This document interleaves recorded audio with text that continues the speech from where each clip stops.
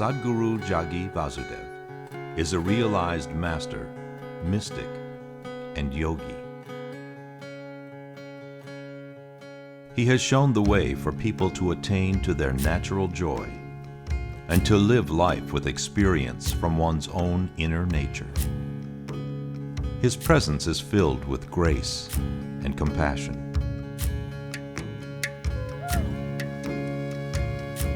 Sadhguru's scientific approach towards spirituality and work towards the upliftment of humanity have received accolades worldwide. The words that come from him in intensity and utmost clarity, from his deep understanding and wisdom, can change the very core of the being. Belonging to no particular tradition, Sadhguru incorporates what is most valid for the modern person from the spiritual sciences. His work, an outpouring of his blissfulness, finds expression in the form of a ceaseless offering to help all beings. Available to all who are willing, Sadhguru's life is an invitation to the divine through individual transformation.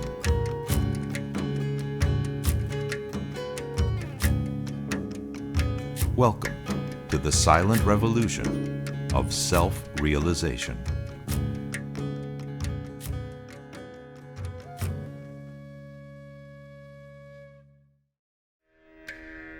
In April 2009, Sadhguru conducted, in the lap of the Master, a special 3-day satsang at Isha Yoga Center. Music by Sounds of Isha set their very own tone, while an array of cultural programs added color and flavor. Insightful discourses by Sadhguru prepared the soil. Question and answer sessions allowed the participants to delve deeper into their spiritual quest. Powerful meditation processes made the spiritual seed sprout into an experiential reality. This video shares precious moments spent in the presence of a self-realized yogi and mystic. Enjoy a spiritual exploration that leads us from the profane to the most profound.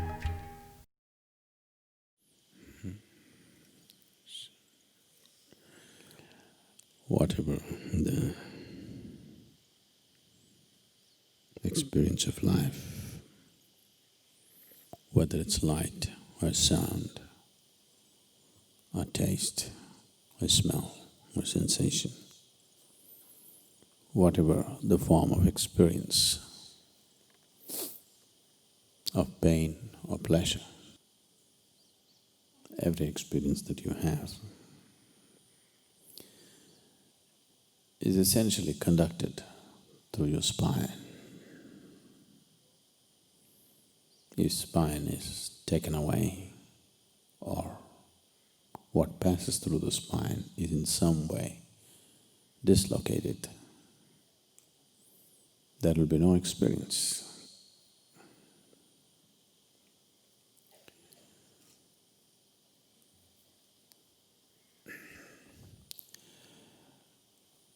We've always symbolized the spine as the axis of the universe, because essentially you know the universe only from the context of your experience. There is no other way to know it. You do not know anything in this world without the context of your experience.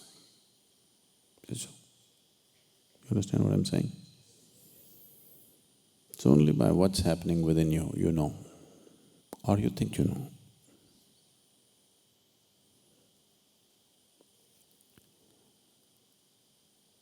Because you know the existence only by the context of your experience, and the basis of your experience is what is being conducted through your spine right now. Spine is seen as the axis of the universe.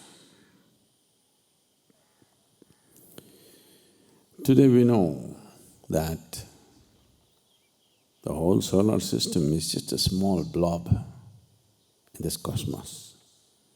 Tomorrow morning, if this whole solar system evaporates, there'll be no great vacuum, just one little empty space. The rest of the cosmos will not even notice it. That's how insignificant it is. So, in yoga, they went to a different dimension and said, your spine is the axis of the universe.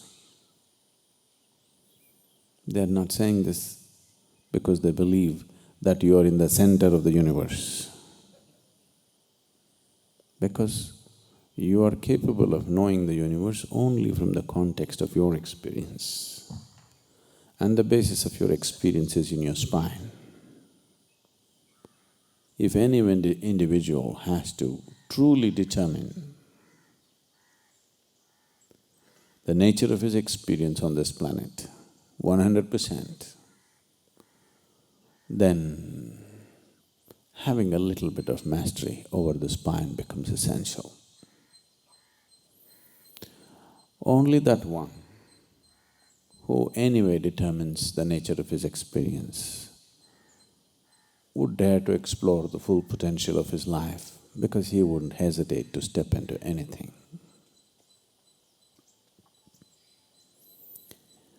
If your experience is determined by anything other than yourself, naturally you'll try to avoid a few things and go after a few things. Whatever you consider as those which instigate or stimulate pleasant experiences, you go after that. Whatever you think will create unpleasant experiences, you'll go away from that. Once this division happens in your consciousness, that you divide the existence into two, knowing the ultimate unity becomes unnecessarily difficult. Why so much stress and joy, love, blissfulness is simply because of this, so that your experience is not determined by something else. Once, if you sit here and you think, this tree creates pleasant experience for you and that tree creates unpleasant experience for you, naturally you will never step in that direction, you'll only hang around here. That's what is happening right now. That's what is happening with every aspect of life. So once you divide the world,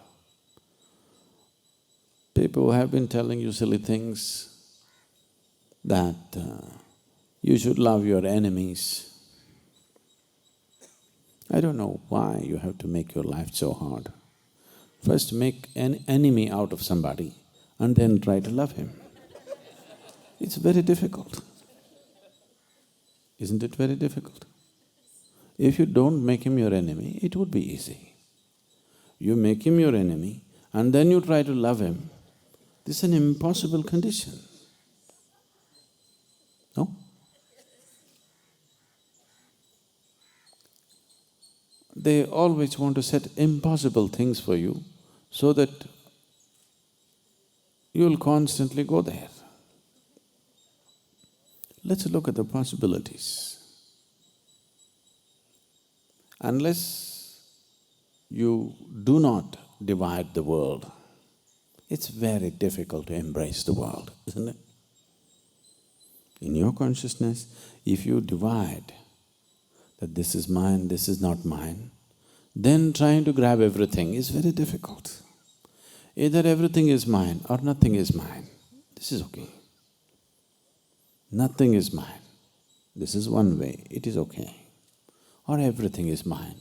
This is okay, it'll work. These are workable solutions. You are my enemy, but I love you. This is very, very difficult. It's a torture.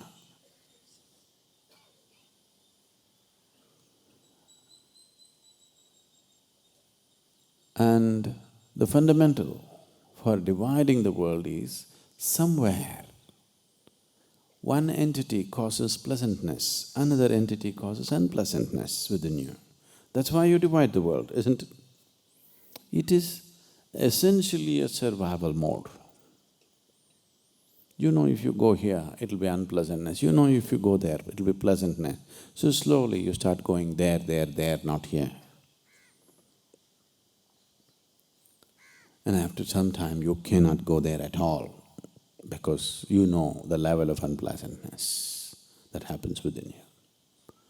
Only if you are determining the nature of your experience, you can keep it pleasant within yourself no matter where you are. If people cause unpleasantness, they can do it only around you, never within you. Once this freedom is there, it's only then you can truly be inclusive. Otherwise you get stuck. Every little sound that you hear, see if you can conduct it through your spine. Everything that you see if you can conduct it through your spine. Right now, I'm speaking. The sound itself is not flowing through this wire, but in the form of electrical impulse, it is going through this wire, through the speakers, and boom. If I get this, that's not going to work, this is not going to work. Spine is just like this. Spine itself doesn't know anything, but it is conducting everything. Only the one who understands that all this bunch of wires out there can manage this sound properly, how it should be. We've been having some trouble, you know, because too many wires. Only if you understand every wire that's out there, you can manage this sound just the way you want it. Otherwise, in between so many things will happen. The same with this one. If you have a little mastery over how it's being conducted, then you can ensure what kind of experience you're producing for yourself. Otherwise, everything becomes accidental. Once the very experience of your life is happening accidentally, once your very way of being is accidental, if you're existing here accidentally, then that's like being a potential calamity, you know. Just the fear, what'll happen to me, what'll happen to me, destroys everything. The beauty and the gracefulness of being human will be completely lost once the fear of what will happen is there in my mind. You can… animals are doing quite fine. Lot of the temptation. Any number of philosophers have gone into the forests, watch the quiet, gentle, can't say gentle, the quiet natural life that animals are having. People have been hugely drawn to it, and they have tried to move into the forest and live just like them, simple. This draw is big time because of the chaos of human societies. But what you need to understand is, it's never going to work, because the sense of peacefulness that an animal has is coming from a certain level of unawareness, a certain level of unconsciousness. You cannot fall back there, do what you want. Do what you want. You cannot fall back into the unconscious nature of an animal. Nature has pushed you on into this level of consciousness. You try as hard as you want. You can try hard and become conscious. You cannot try hard and become unconscious. Please see this. At least this much nature has taken care for you that you can only move forward, not backwards. Philosophers and others, various types of people, have tried to live as simply as animals live, hoping that life will become okay. But it's not worked. It is not the complexity of external situation which is doing this. It is just that we are not determining the nature of our experience within ourselves. It is in an animal's nature to look upon, in the evenings, if you just stand outside the ashram, you will see hundreds of deer, always alert, fearful, always, in the evenings especially, because they know this is dinner time for somebody. You will see every moment they are fearful, but the next moment they are munching away at some leaf, they are very peaceful. Little noise. They live their life all the time like this. If you see a mother deer with a baby, with her babies, she will look upon them tenderly. But she cannot do that with anything else. Unfortunately, most human beings also have fallen into that space. They can only look upon tenderly upon things that they consider as theirs. They have become incapable of looking at tenderly at every aspect of life. If you do not know how to look at this tree with a certain tenderness in your heart, you are not yet human, I'm telling you. You're not yet human. If you cannot look at that rock with tenderness in your heart, you're not yet human. It's an evolutionary problem. I'm not blaming you. But what you need to understand is, even the evolutionary process has been handed over to you once you're human. Right now, in the next few hours, if you want, you can evolve phenomenally. Or you can live here for 1,000 years and not evolve. Even the evolution has been handed over to you. The next few hours, if you want, you can evolve phenomenally. Or 10,000 years, you can remain stagnant. Both are possible for you. That is the beauty of being human, that it's possible. Human beings are not great, but they are a great possibility. Between the possibility and reality, there is a distance. Are we going to walk the distance? It's the question for every human being. Are we going to walk this distance, or are we going to spend our lives just like any other creature on this planet, trying to fall back into the peacefulness of animal nature, which is of no consequence, and you can never do it as good as the animals, I'm saying. You cannot be as peaceful as a cow, try as hard as you want. Yes? Can you? You cannot be. You may manage it, you eat, they're not serving today, but I think there's a restaurant open. You eat a lot of pongal, it does usually. You know why people in the south are so peaceful? You eat a lot of pongal. Very peaceful.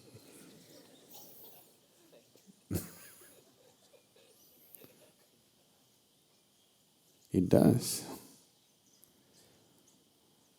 So, people have tried excessive eating, intoxicants, excessive indulgence in pleasures. With all these things, they have tried to create some kind of peacefulness within themselves. You thought you got there, but next moment you know you're not there. Any number of times it's deceived you, isn't it? Yes? One Saturday evening, your whole family met, all of you had a wonderful dinner, you thought this is the height of the world. Everything is so wonderful, magical. Tomorrow morning you see,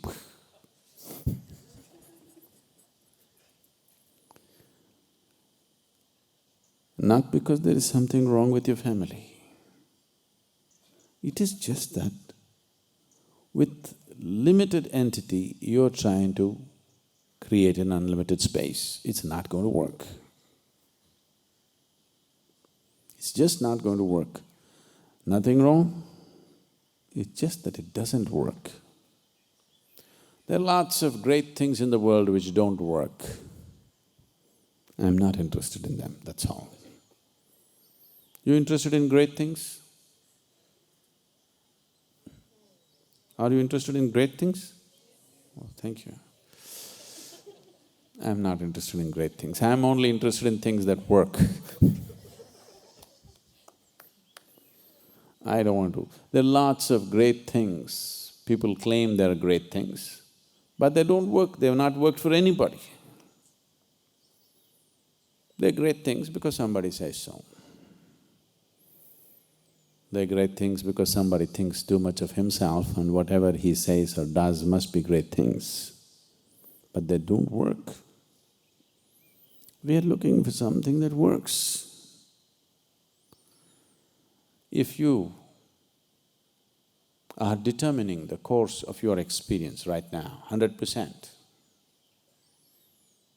you're beginning to, the legs are bloody, legs are aching like crazy, but still, it's beginning to work.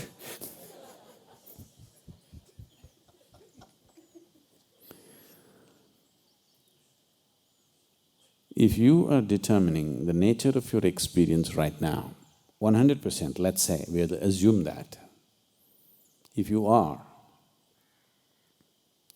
then would somebody have to tell you, please create a pleasant experience? Would somebody have to tell you? No. So somebody telling you be loving, be blissful is all bullshit. Yes or no?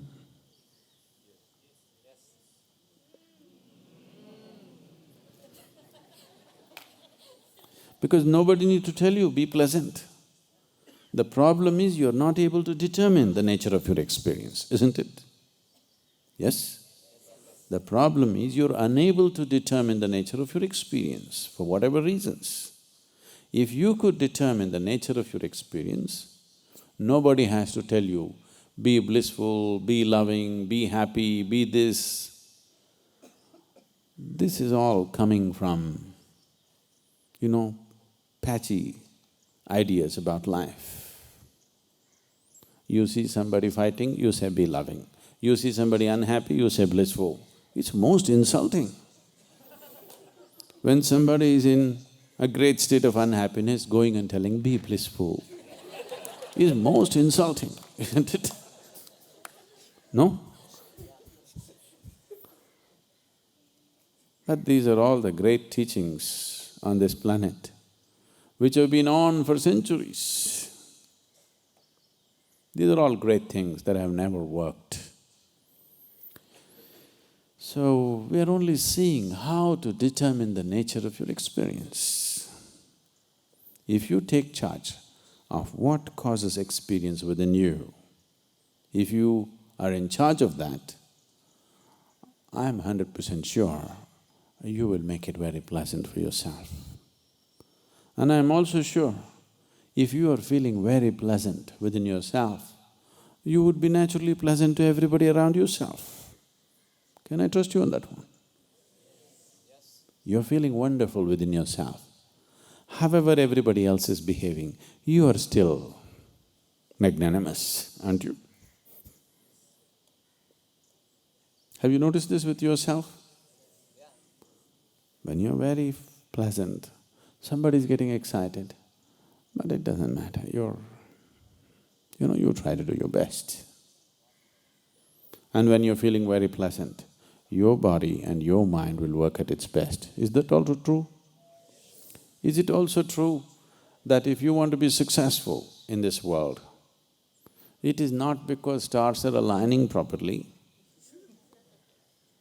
It is just that if you know how to harness your body and your mind in the best possible way, you are successful. Is that so? It's your ability to use these 4 limbs and a few brain cells which makes you successful. It is not alignment of stars. The damn stars, many of them don't even exist actually. Do you know? They're not even in existence. They have nothing to do with you. And they don't care a damn about you, I want you to know.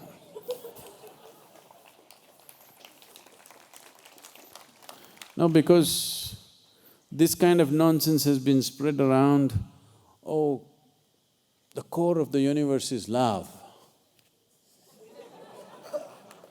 Love is a human emotion. Dogs and human beings are capable of being loving. The core of the universe does not need bloody love. You think it needs? You think the core of the universe need to be loving? No. It just has to keep the spin going. It doesn't need any love to do that. No, but even the atoms are bound by love.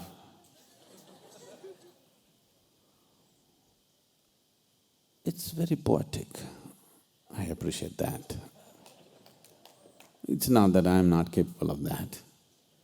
It's poetic, it's romantic, it's nice. When you say something romantic, at the bottom you should say, these are just sweet nothings.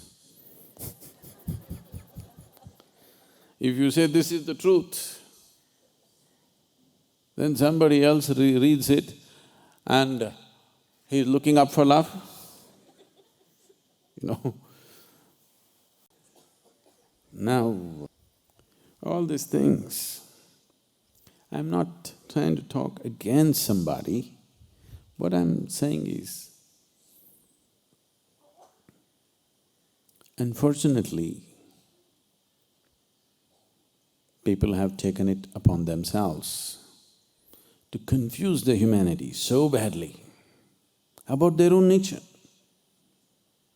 See, it's very simple, it doesn't take any damn scripture or a guru to tell you this. It's very simple, whatever the nature of your experience, it's happening within you. Is it so? You don't need some great yoga or a scripture or a guru or a stone that falls from heaven to tell you this.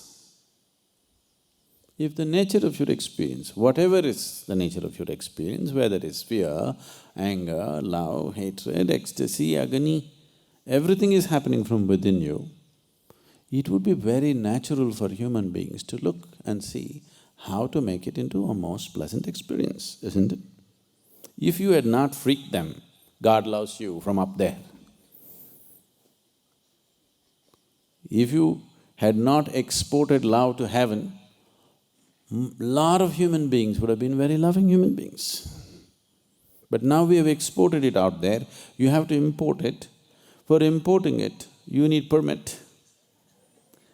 And there are agents here who don't give those permits so easily.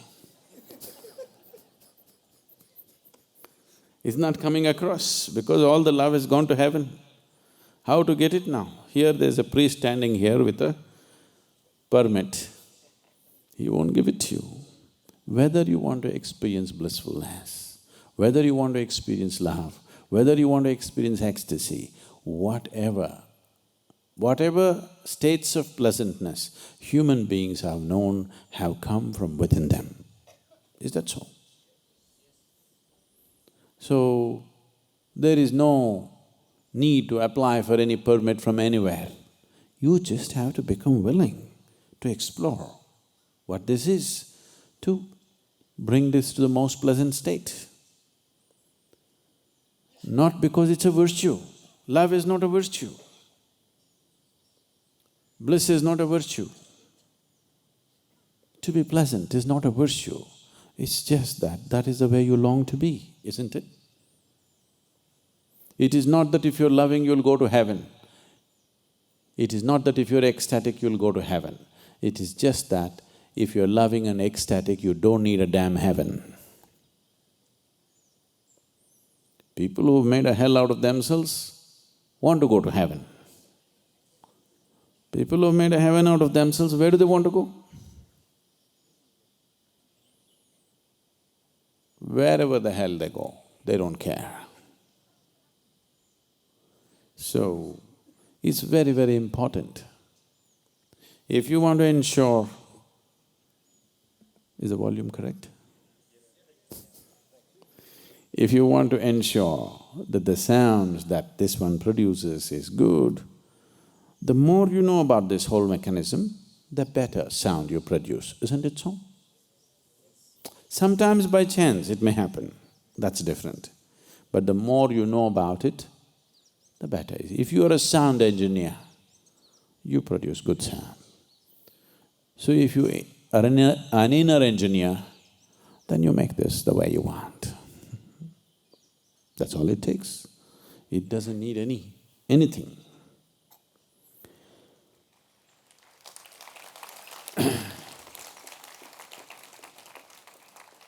It is just that because it's in a different direction than the way you're constantly looking through your sense perception, you need help, maybe. Not necessarily, but generally, yes. You need a certain amount of help, but that's all. Grace is just that help, that it creates a conducive atmosphere to slip in. If any machinery has to perform well, people have started using these words everywhere these days. You need lubricants, some lubricant. Try to… whatever the great car you have, try to run it without oil. Not 10 minutes, it'll be ruined, isn't it? It's the lubricant which is keeping it going. All this great machinery, without that little bit of that thin film of lubricant, it's all destroyed in no time. Grace is just that little lubricant so that things happen smoothly. Now they've started calling it liquid engineering. Everybody started doing it. It's appropriate. Takes liquid engineering. So, this takes little engineering. Grace is just a lubricant. Without the lubricant, if you try to work, the friction, just the friction of life has destroyed too many human beings, isn't it? Yes? Nothing big they did. All they did was simple things. They were born which was not their doing, they didn't do such a big thing. That just happened. They just want to eat well, sleep well, fulfill their basic needs. This is all they want to do. In the process of doing this, how many human beings are broken and bitter and destroyed? Because no lubricant. Nothing wrong with them. They're trying to work their engines without a lubricant. That's all it is. Just see, even your cell phone is working because through thin air, they're conducting the sound for you, isn't it? We can just disturb that. You know those advertisements, hello, hello, hello, hello. You're seeing those things. Phones become like that because there is a little bit of disturbance. That's what is happening with this also. This is a far more sophisticated instrument than anything that you have seen. This needs a little bit of attention. If you pay attention, it pays off. Just pay attention to your spine. You are my perfect mirror, you show me what I'm not. In the endless pit of what layer and layer you peel off me. The pain it is, but the joy it brings. So thank you for showing me what I'm not, for showing me what I could be.